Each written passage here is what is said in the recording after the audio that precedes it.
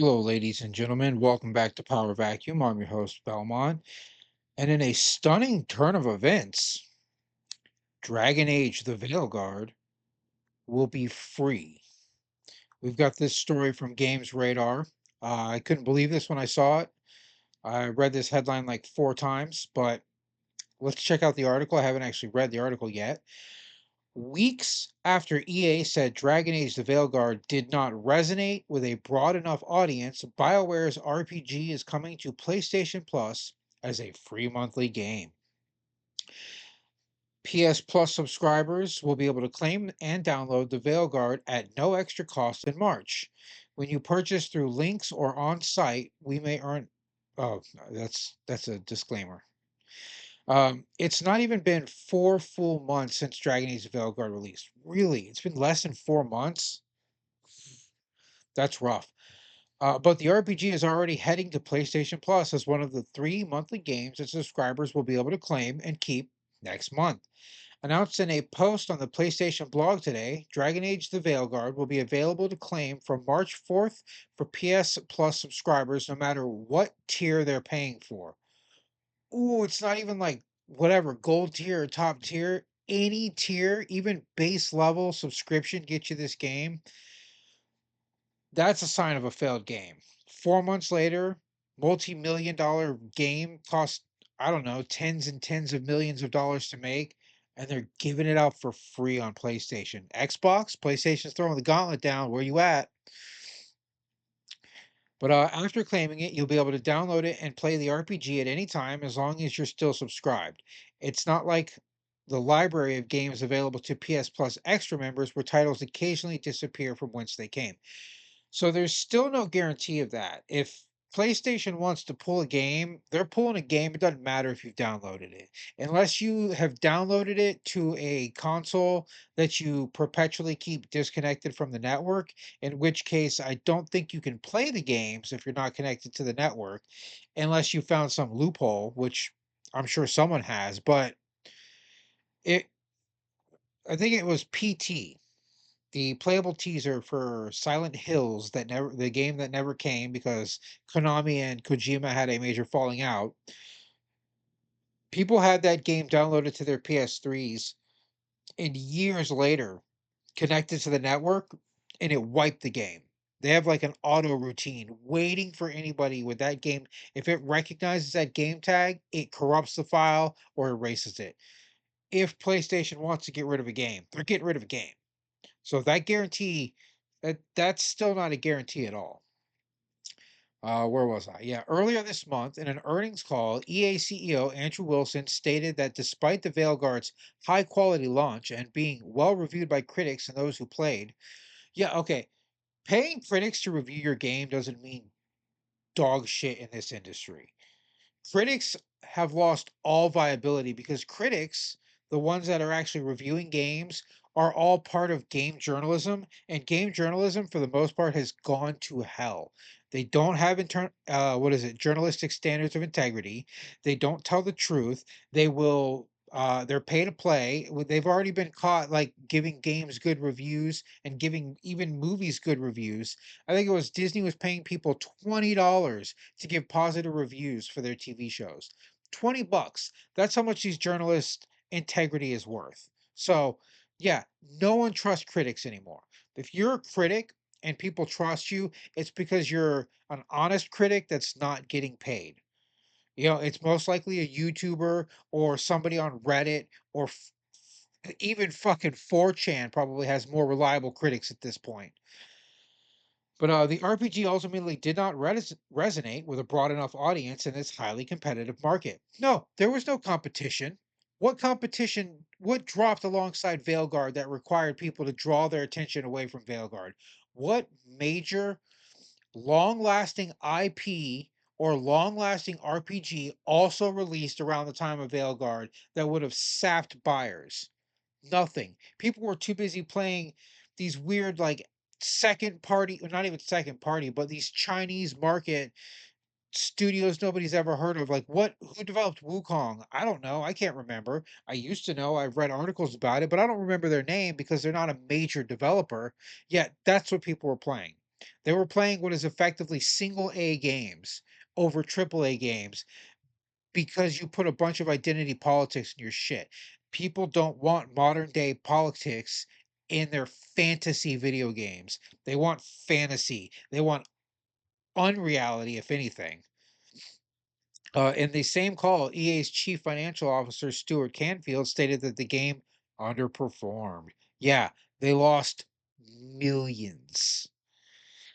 It seems pretty wild to make the RPG available to keep via subscription service soon after its release, but at least it'll hopefully give more players a chance to try it out and perhaps introduce it to a broader audience that EA was hoping for.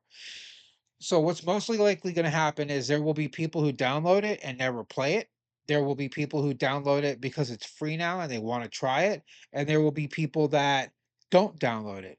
Now, what they do with those numbers is questionable. They might try to conflate the down the player count by looking at it that way. Obviously, the player count will go up no matter what because when you say, "Hey, this game is free," someone's going to play it. There are people out there that probably aren't perpetually online that don't know anything about the controversy behind the game that'll pick it up, and I can't wait to see what their reviews are.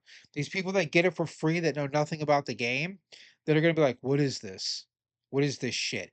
Doing a barf, making me do push-ups, or a character doing push-ups to that's the scene I remember the most because that was the viral clip that went around and it was painful. I believe I covered it. Yeah, I did cover it in another video on this channel. And it was painful to watch and painful to deal with because basically what it boiled down to was the character was in game stating that when you make a mistake, you need to do push-ups to atone for it so you don't, because an apology doesn't feel right, or an apology is only half-assed, or people try to make apologies about them. What they don't realize is that when you're like, "Oh, I need to do push-ups to apologize," you are making the situation about you. Like, you're straight up going, "Hey, this situation's about me now. I need to do something to atone for it. Look at me doing push-ups." It's dumb as shit. Whoever wrote that deserves to never work in video games ever again. They shouldn't even be writing web comics as far as I'm concerned. I was rambling. Where did I go? Uh, I think I'm right here. In our Dragon Age the Veilguard review, we said it was an approachable, expansive, action-oriented RPG and feels like a true end to whatever the franchise was before. Yeah, paid for, shill review. Thank you, Games Radar, for admitting that you don't know jack shit about video games or the franchise. And while it's undoubtedly different in many ways from its predecessor and takes lessons learned from the Mass Effect to heart, there's a lot to love. Not from what I saw. I probably watched about 6 to 7 hours of actual gameplay from somebody playing the game on YouTube, and I was not impressed at all.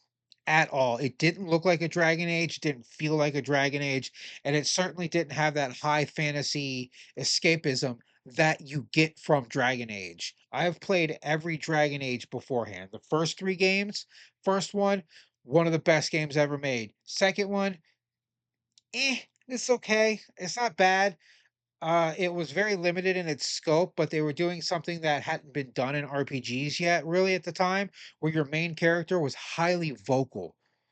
So I saw what they were trying to do. They were trying to make the main character more personal and its own character as opposed to you in the game. They were trying to tell a story in the way that Mass Effect did with Shepard, where you were still Shepard, but Shepard was much more personal because of how much he talked and how much the character got to speak and say.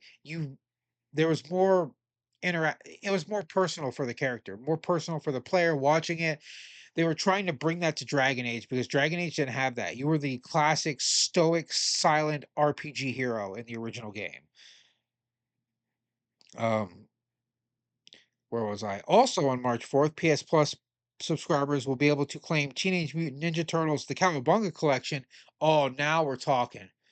Oh, I can't wait. I hope PlayStation releases the download numbers for that versus Veilguard so I can see how many more people actually want to play TMNT than they want to play Dragon Age. Because the games that come in this collection with 13 games from Konami, I'm pretty sure Turtles in Time is on there, and that is one of the Top 10 games of all time for me. I fucking love Turtles in Time. In fact, I'm gonna look that up right now. Well, let me finish this article. I think this is the end. As well as Sonic Colors Ultimate, making the trio of incredibly solid offerings. So it's a duo of solid offerings, and then a giant turd of Dragon Age sitting next to it. Subscribers will have until March 31st to grab them, so don't miss out. I wonder if you can activate your membership, download the games, and then deactivate the membership, and they'll still be accessible once you reactivate it. I'm gonna look into that. But first and foremost, TMNT Cowabunga Collection.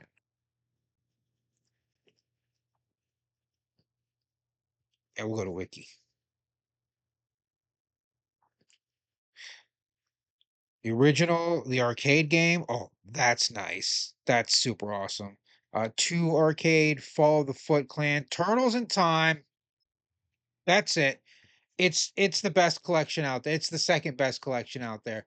Castlevania collection's the best. Obviously, huge fan. But oh, no, reopen. Yeah, that I feel like I want to see these numbers. And there's also a huge following for Sonic Colors. I don't know why. I've only played it briefly, I think on the DS. I think that was originally a DS title, and Ultimate might be the upscaled one.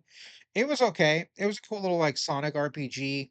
It wasn't what I liked about Sonic, which is fast movement exploration, well, pseudo exploration. I didn't really like Frontiers, but I only played it for about an hour and was just not impressed. It was very nonplussed. But the Cowabunga collection, I guarantee that that gets more downloads than VeilGuard. I guarantee it right now. And I hope PlayStation releases a number so I can view it. But there you go, people. Brand new game, multi-million dollar AAA title, less than 4 months later, free. Because it flopped so hard, they have no choice but to drop the price to zero to try to get their player count up and maybe get some sort of relief from the pain knowing that they failed miserable. It just goes to show, man, go woke, or what is it? Get woke, go broke. If you get woke, you can go broke. It is not a guarantee, but it is a likelihood. But that's where I'll call this video today. This is your host, Belmont, signing out.